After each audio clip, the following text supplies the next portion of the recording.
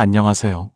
이번 시간은 로마서 8장 6절 말씀과 요한복음 1장 14절을 중심으로 육신의 생각과 영의 생각이 가진 진정한 의미를 탐구해 보겠습니다. 특히 헬라어 원문과 히브리 카발라의 구조적 해석을 통해 우리가 그동안 놓치고 있었던 영성적 통찰을 함께 나누겠습니다. 본문입니다. 육신의 생각은 사망이요 영의 생각은 생명과 평안이니라. 참으로 강렬한 선언이죠. 여기서 우리는 근본적인 질문을 던져봐야 합니다. 우리가 매일 고민하는 밥, 직장, 성공 같은 일상이 과연 성경이 말하는 사망일까요? 더 나아가 경건하게 행하는 성경 읽기나 묵상조차 왜 육신의 생각이 될 수 있는 걸까요? 프로네마 사르코스, 즉 육신의 생각은 단순한 본능을 넘어선 우리 의식 전체를 지배하는 거대한 사고 체계임을 먼저 이해해야 합니다.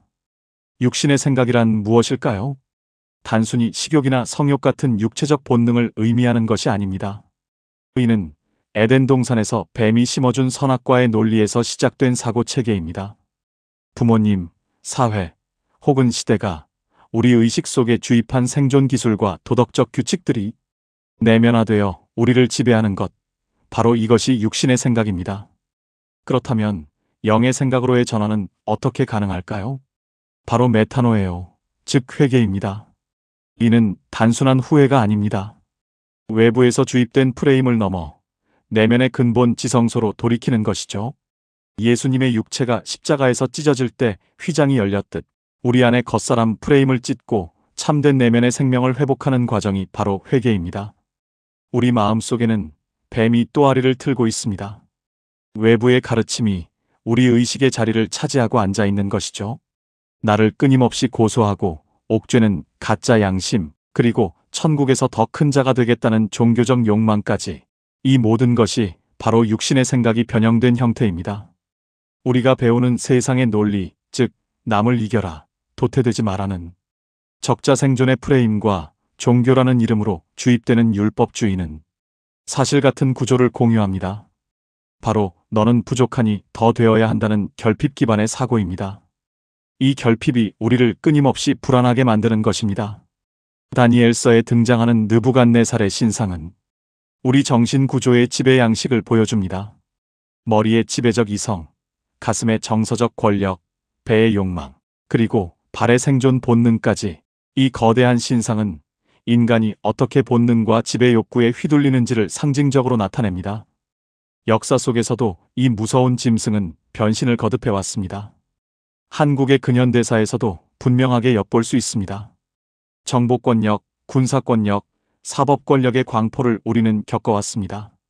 국가 권력, 정보기구, 사법 시스템처럼 외부를 향해 비난의 화살을 쏘는 모든 권력적 구조는 결국 우리 내면에 자리 잡은 육신의 생각이 밖으로 투사된 괴물들이라고 볼 수 있습니다. 우리의 자화상인 셈입니다. 그에 대한 저항과 투쟁의 역사도 또 다른 우리의 자화상입니다. 그렇게 우리의 본질을 찾아 떠나는 여행은 치열합니다. 육신의 생각은 하나님과의 원수됨입니다. 내가 살기 위해 너를 죽여야 한다는 논리는 결국 존재를 질식시킵니다. 반면 영의 생각은 하나님과 연결되어 내면의 자유를 찾고 진정한 자신으로 살아가게 합니다. 두려움과 경쟁에서 벗어나 내면에서 흘러나오는 평화를 누리는 것이 영의 생각이 주는 생명입니다. 왜 그럴까요? 비로소 존재의 나를 향해 서 있기 때문이고 숨어있던 존재의 나가 밝히 드러나고 있기 때문입니다. 카발라의 생명나무를 통해 하나님의 이름, 야훼의 신비를 살펴봅시다. 야훼의 네 글자는 생명나무의 세 기둥인 자비, 엄격, 균형과 깊이 연관되어 있습니다. 신성의 빛이 우리 삶에 어떻게 하강하고 다시 우리는 어떻게 영적인 귀환을 이루는지, 이 구조 안에서 우리는 존재의 신비를 마주하게 됩니다. 생명나무에 대해서는 다른 영상에서 상세히 알아볼 기회가 있을 것입니다. 존재론적 신학의 핵심은 나는 나로 존재한다는 출애굽기 3장 14절의 선언입니다. 이는 단순한 신의 이름이 아니라 타인의 평가나 사회적 역할이 아닌 본연의 온전한 나로 회복하라는 하나님께서 주신 위대한 초대입니다. 따라서 영의 생각의 시작은 십자가를 통해 내 안의 뱀을 베어버리는 것입니다. 타자가 규정한 나를 내려놓고 스스로 존재하는 본질적인 나를 대면하는 것. 이것이 곧 복음의 출발점이자 진정한 영의 생각입니다. 영의 생각은 우리에게 무엇을 줍니까? 바로 생명과 평안입니다. 평가와 비교를 넘어선 존재의 안식. 그것이 진정한 평안이죠.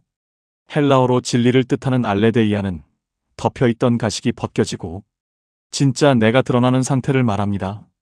페르소나, 가면 뒤에 숨어있던 내가 존재의 빛 아래 밝히 드러나는 것을 진리라고 합니다. 상황에 따라 끊임없이 변신하며 자신의 페르소나를 바꿔 쓰는 일곱 귀신, 곧 그것에 의해 망각한 채 살아가던 잊었던, 잃었던 자신의 존재를 되살려내는 것. 그것이 진리입니다. 그래서 알레데이아는 탈은폐요, 탈망각입니다. 존재망각이라는 사망의 숲을 지나 존재의 회복이 탈망각인 셈입니다. 그것은 동시에 탈은폐입니다. 가면 뒤에 숨어있던 본질의 나, 존재의 나가 비로소 드러나는 진리 사건이기 때문입니다. 내가 곧 길이고 진리요 생명인 예수의 길을 따라가는 것입니다. 그래서 우리도 예수가 그랬던 것처럼 나는 진리라는 대오의 탄성을 바라게 되는 것입니다. 생명나무의 구성은 머리와 가슴으로 나뉩니다. 그리고 배와 다리로 구분합니다.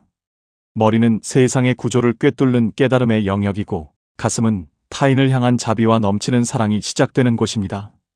이 두 영역이 통합될 때 비로소 우리는 영의 생각이 온전히 작동하는 삶을 살 수 있습니다. 욥기를 보십시오. 욥의 고난은 율법적 재산이 붕괴하는 과정이었습니다. 동방의 의인이라는 자타가 붙여준 의의 감옥에서 벗어나는 여로입니다. 동방의 의인이라 불리며 율법과 의의 재산들이 빈털터리가 되는 과정. 이것이 시련과 고난의 본질입니다.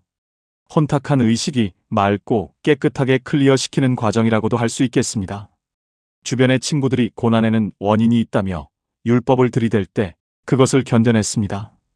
욥은 타자의 언어를 거부했습니다. 자신의 고통을 자신의 언어로 하나님 앞에 쏟아낸 것, 그것이 욥의 승리였습니다. 진정한 인내는 수동적인 참기가 아닙니다.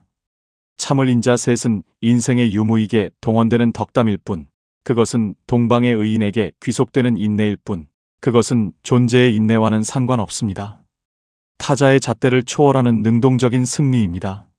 욥이 마지막에 하나님을 귀로 듣는 것이 아니라 눈으로 뵙게 된 것처럼 우리도 타자의 말이 아닌 내 언어로 하나님과 만나는 그 영광스러운 지점에 도달해야 합니다.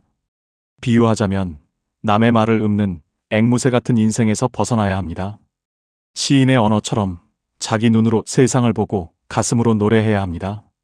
영의 생각은 복음을 기계적으로 반복하는 것이 아니라 내 존재의 언어로 하나님을 고백하는 시인의 마음을 회복하는 것입니다.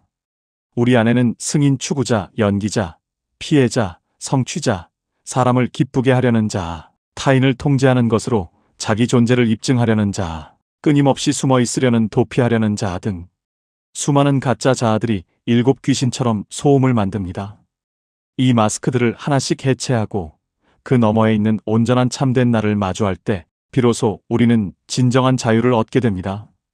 일곱 귀신을 쫓아낸다는 서사가 은유하는 바입니다. 두 아담과 두 개의 태를 기억하십시오.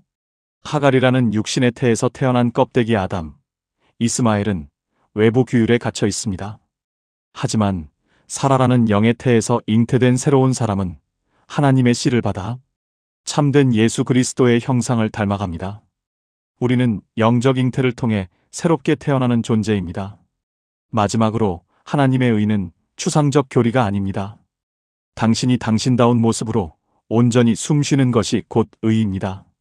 예수님의 믿음으로 타자의 율법을 장사 지내고 당신 내면의 생명나무를 회복하십시오.